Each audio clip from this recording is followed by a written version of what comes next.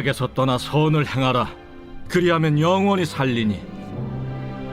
여호와께서 정의를 사랑하시고 그의 성도를 버리지 아니하심이로다. 그들은 영원히 보호를 받으나 악인의 자손은 끊어지리로다.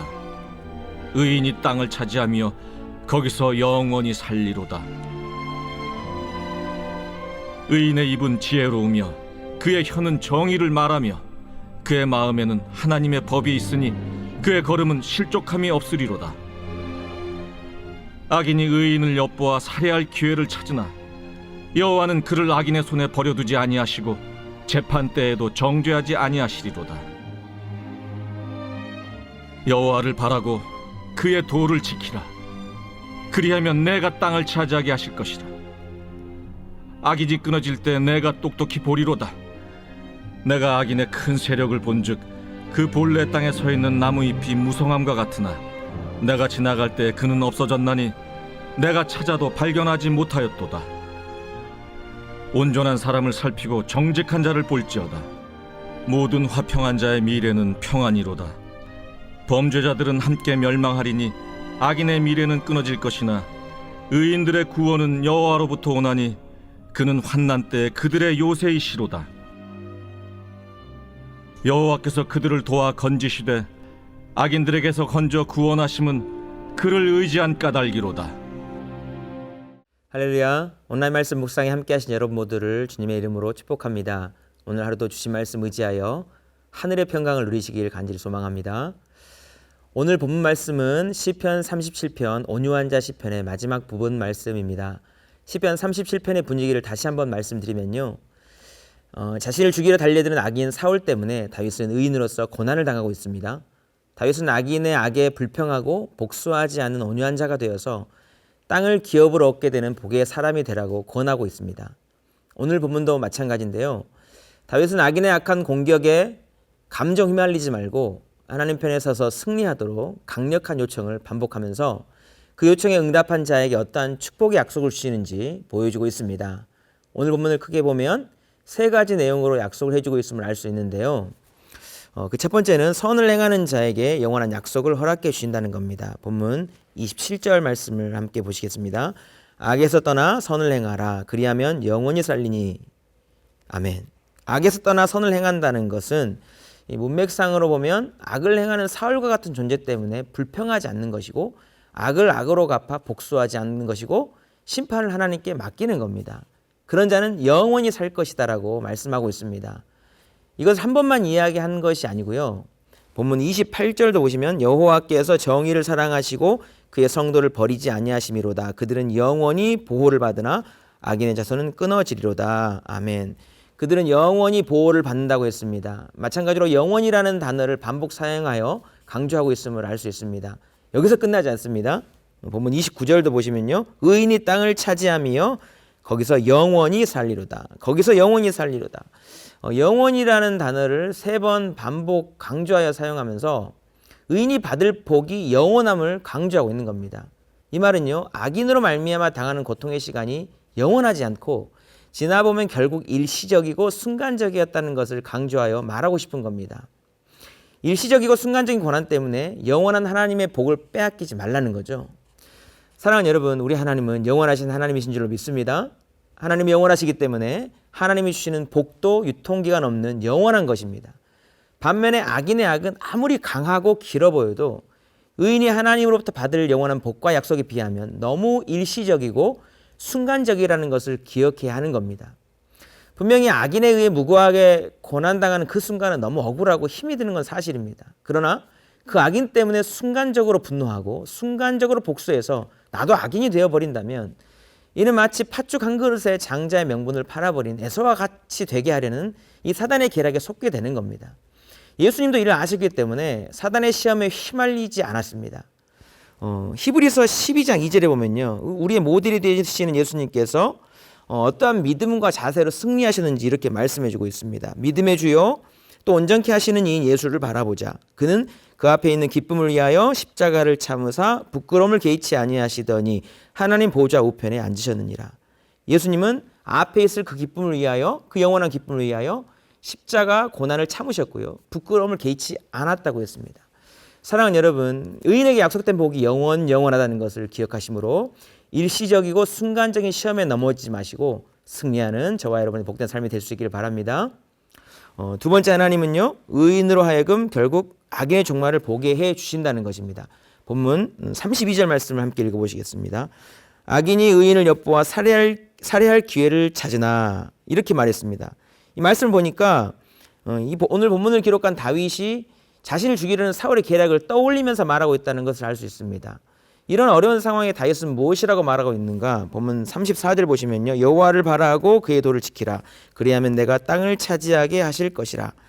악인이 끊어질 때에 내가 똑똑히 보리로다. 아멘. 여호와를 바라고 그의 도를 지키라고 말씀하고 있습니다.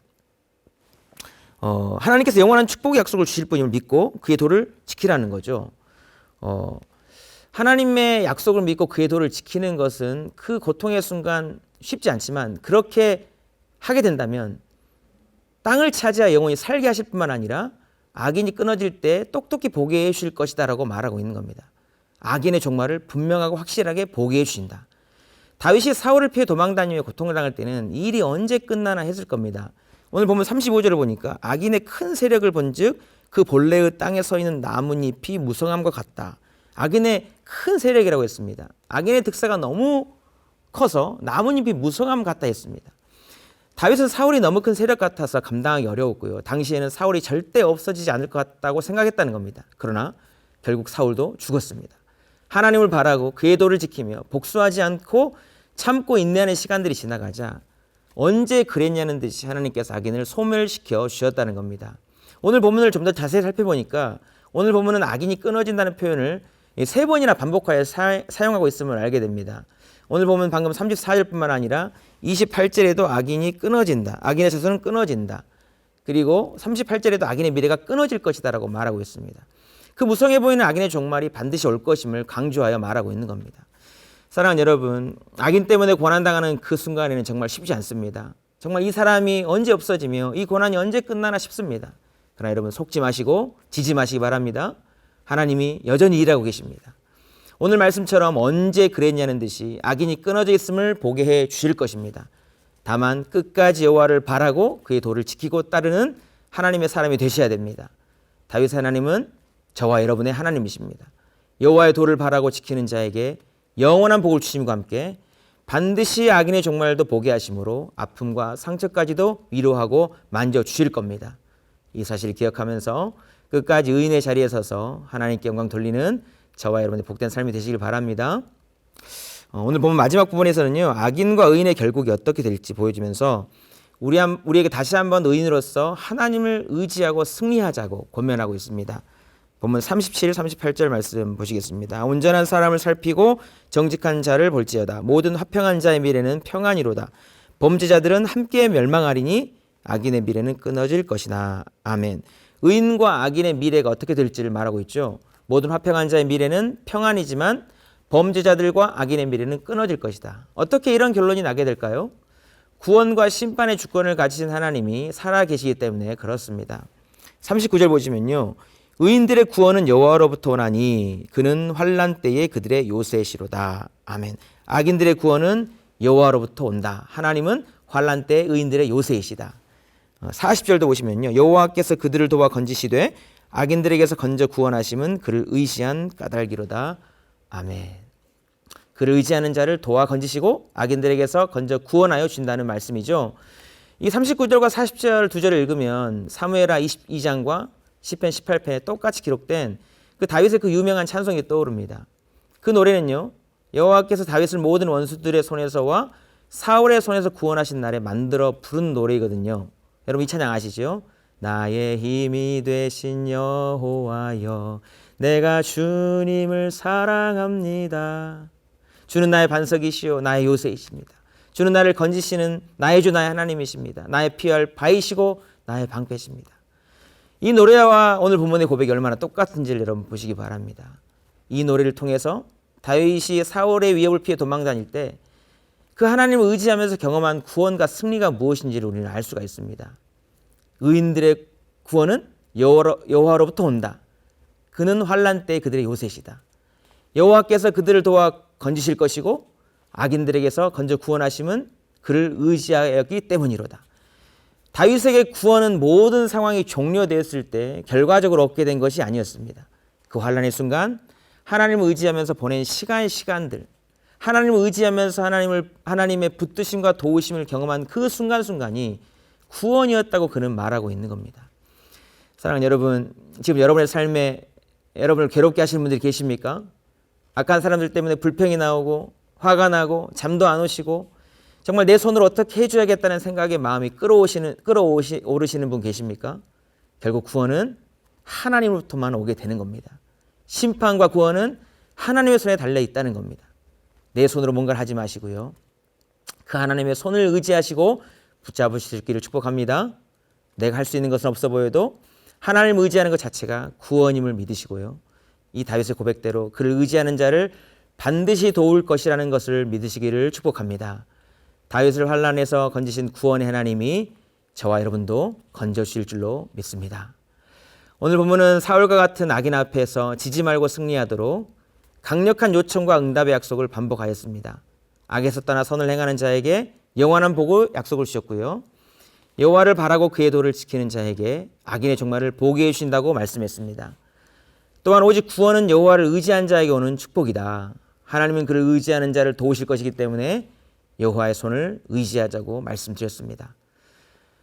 의인이 악인에게 당하는 고난이 늘 존재합니다. 그렇기 때문에 오늘 말씀도 존재하겠죠. 그러나 결국 하나님이 의인의 손을 들어 승리하게 하시는 그 은혜가 있기 때문에 환난 때 요새이시며 우리의 도움 되신 하나님의 손을 의지하여서 날마다 풍성한 구원의 은혜를 누리며 승리하며 살아가시는 저와 여러분의 복된 삶이 될 수 있기를 주님의 이름으로 축복합니다. 기도하시겠습니다. 하나님 아버지, 우리를 괴롭게 하는 악인들 앞에서 불평 없이 하나님만을 기뻐하며 살아가기가 쉽지 않음을 고백합니다. 그러나 말씀에 의지하여 다시 구원의 하나님을 바라보며 의지합니다. 영원한 복을 약속하시며 악인의 종말을 보게 하실 하나님이심을 생각하며 잘 이겨낼 수 있게 하여 주옵소서. 환난 때 요새이시며 날마다 구원을 베풀어 주시는 하나님의 손을 의지함으로 평안함 가운데 승리로 영광 돌리는 주의 자녀 되게 축복하여 주시옵소서. 감사드리며 예수님의 이름으로 기도드리옵나이다. 아멘.